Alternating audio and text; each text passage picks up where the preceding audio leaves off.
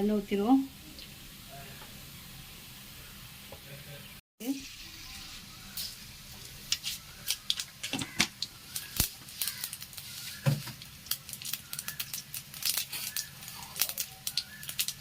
வெங்காயம்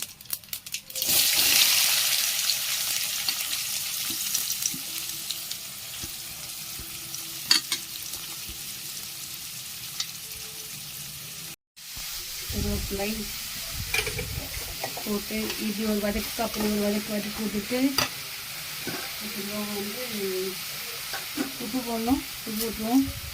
அவ்வளோதான், நல்லா கிண்டுவோம். நல்ல கலர் மாறட்டும். இதெல்லாம் வதங்கினா போதும். இஞ்சி பூண்டு பேஸ்ட் போட்டுருவோம். ஓகேங்களா, அதை போட்டு கொஞ்சம் வதக்கும்.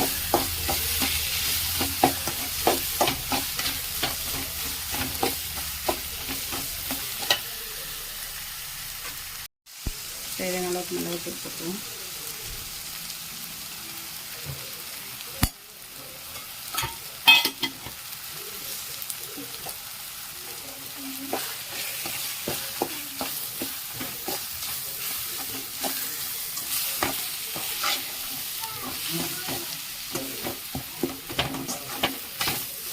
தக்காளி போட்டுருவோம்.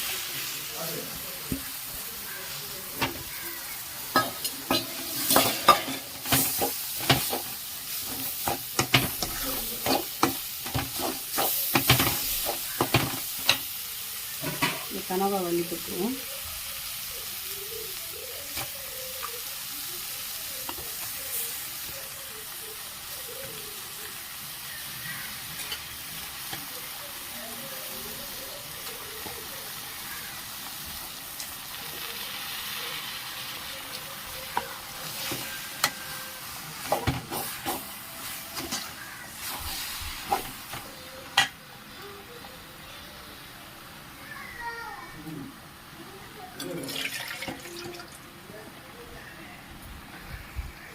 கனவா தண்ணி இல்லாமல் புளிஞ்சு எடுத்து போட்டால் தான் தண்ணி ஊறும், பார்த்துக்கோங்க.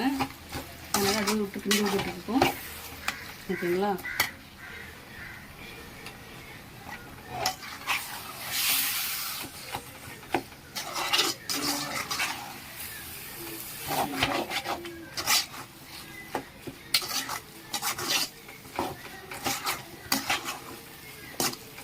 வேகட்டும். மூடி வச்சு வேக வைப்போம். லைட்டாக தண்ணி தெளிப்போம்.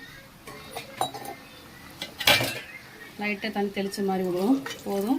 அப்படியே வச்சு மூடி வச்சு தீய சிம்மில் வச்சு வேக வைக்கணும். ஓகேங்களா,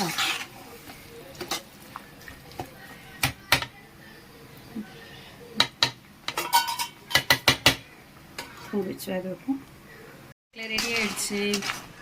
போதும், வெந்துடுச்சு. நல்லா மூடி வச்சு கிண்டி எடுத்தோம்னா ஓகே ஆயிரும். அவ்வளோதான். உப்பு காரம் புளிப்பெல்லாம் கரெக்டாக இருக்கான்னு பார்த்துக்கோங்க. எது தேவையாக போட்டுக்கலாம். இதோ மல்லியில் போட்டாச்சு.